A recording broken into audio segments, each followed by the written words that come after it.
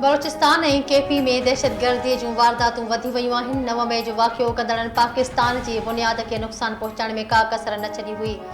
उन टोले पीटीवी ऐं पार्लियामेंट ते हमला कया हुआ।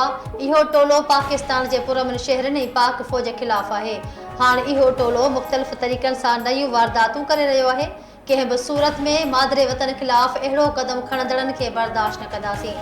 वज़ीर आज़म शहबाज शरीफ़ जो वफ़ाक़ी काबीना जे इजलास खे ख़िताब। काबीना इजलास में तहरीक इंसाफ़ ते पाबंदी ऐं आर्टिकल 6 लॻाइण जो मामलो मुलतवी कयो वियो। कानून वारे वज़ीर सेनेटर आज़म नज़ीर तारड़ चयो आहे त हुकूमत पीटीआई ते पाबंदीअ बाबति संजीदगीअ सां सोचे रही आहे। पाबंदी जे हवाले सां हुकूमत वटि मवाद मौजूदु आहे। सुप्रीम कोर्ट में रेफरेंस दाख़िल करण खां पहिरियां सियासी ऐं क़ानूनी पहलुअनि खे ॾिठो वेंदो। वॾे वज़ीर मुराद अली शाह LBOD ज़रिए पाणीअ जे पुराणनि रस्तनि जी बहालीअ जो इफ़्तिताह करे छॾियो। पुराण ढोरो खां शकू ढंढ ताईं पाणीअ जा पुराणा रस्ता बहाल। कलोई भरिसां तक़रीब खे ख़िताब कंदे मुराद अली शाह चयो त सिंध हुकूमत LBOD जे डिज़ाइन में तरमीम करे पाणीअ जा पुराणा रस्ता बहाल करे छॾिया आहिनि। मनसूबे सां बदीन मीरपुर ख़ासि सां घणे राबशाह ज़िले जे ज़मीन ॿोॾ दौरान न ॿुॾंदी। वॾे वज़ीर LBOD जे RD 210 वटि स्पाइनल स्केप रेगुलेटर जो बि इफ़्तिताह कयो। वॾे वज़ीर मुराद अली शाह कुझु ॾींहंनि अंदरि हज़ारे नौकरियूं ॾियण जो ऐलान करे छॾियो। बदीन भरिसां पाणीअ जा कुदरती लंघ बहाल करण वारे मनसूबे जे इफ़्तिताही तक़रीब खे ख़िताब कंदे वॾे वज़ीर चयो त सिंध हुकूमत नौजवाननि खे नौकरियूं ॾिनियूं पर हिकु जमात नौजवाननि खे रोज़गार ॾियण ख़िलाफ़ अदालत हली वई। हाणे कोर्ट नौकरियूं ॾियण जो ऑर्डर ॾिनो आहे। कुझु ॾींहंनि अंदरि नौकरियूं ॾियण जो तरीक़ेकार शुरू कंदासीं। लवानी शरीफ़ में सूफ़ी यूनिवर्सिटी क़ाइमु करण जो ऐलान।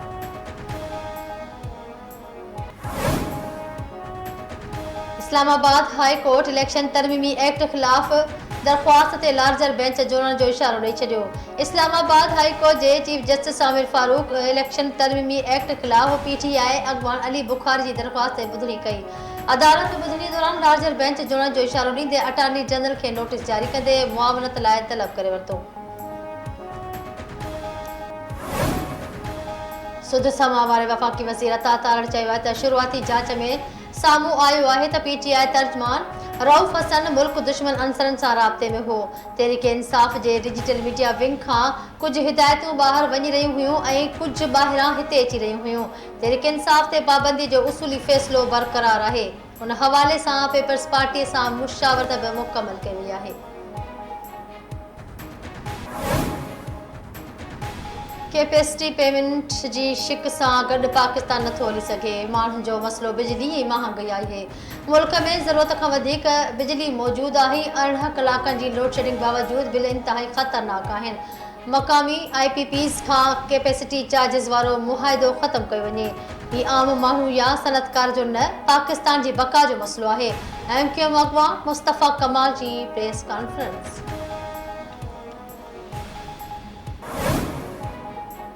सिंध में स्कूलनि खां पोइ कॉलेजिस में बि हीट वेव ऐं इम्कानी बरसातुनि खे नज़र में रखंदे मोकलुनि में इज़ाफ़े जो ऐलान। तालीम वारे सूबाई वज़ीर सरदार शाह जी हिदायत ते कॉलेज अंदरि मोकलुनि में वाध कई वई। कॉलेज एजुकेशन खाते सिंध में 14 अगस्त ताईं मोकलुनि में वाध जो नोटिफिकेशन जारी कयो।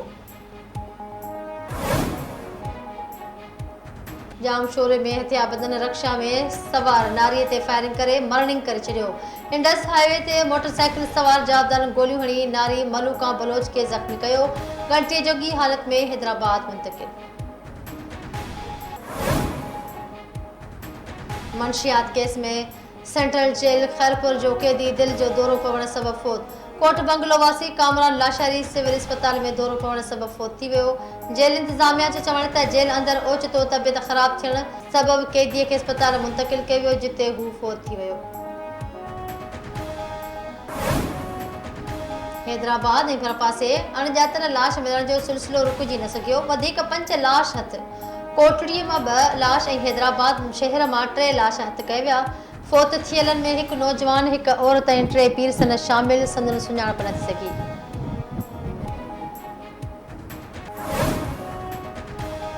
दादू वेझो पुराणी तकरार सां झेड़े दौरान पुलिस एहलकार मारिजी वियो। मोंदर थाणे जे हद में शाहाणी बिरादरी जे 2 धुरनि में पुराणे तकरार तां ॿीहर झेड़ो थी पियो। फायरिंग में हेड कांस्टेबल अमीन शाहानी सख़्तु ज़ख़्मी थी पियो, इस्पताल में फ़ौत थी वियो। कश्मीर भरिसां प्लाट जे मामले तां फायरिंग में नौजवान क़तल। ॻोठ अल्लाह रखियो काज़ी में ॿिनि धुरनि में झेड़ो थी पियो। झेड़े दौरान ईदन काज़ी गोलियुनि जो खाज बणिजी वियो। नेपाल जे गादी वारे शहर खटमंडो में हवाई जहाज किरी तबाह, 15 ॼणा अजर जो शिकार। परॾेही मीडिया मूजिब हादसे खां पोइ हवाई जहाज खे बाहि लॻी वई। जहाज में 19 ॼणा सवार हुआ।